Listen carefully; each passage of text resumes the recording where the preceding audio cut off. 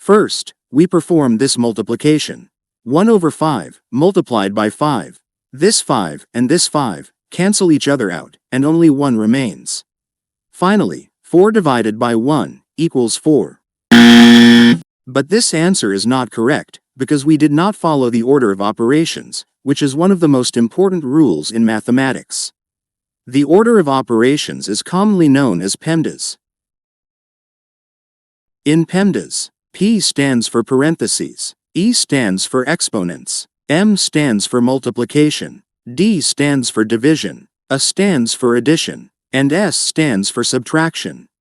According to PEMDAS, in any mathematical expression, we first solve the operations inside the parentheses, then we calculate exponents, then multiplication and division, and finally, addition and subtraction. Remember that multiplication and division have equal priority. Therefore, in any expression that contains both multiplication and division, we move from left to right and perform whichever operation appears first. The same rule also applies to addition and subtraction. So, we solve them from left to right. Now that we understand the order of operations, let's solve the problem from the beginning of the video.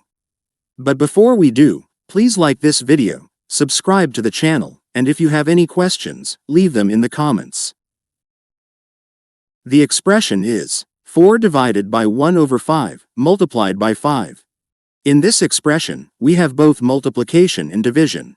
According to PEMDAS, since multiplication and division have equal priority, we solve them from left to right. Now, in this expression, if we move from left to right, we reach the division first. So, we perform the division first, and then we perform the multiplication.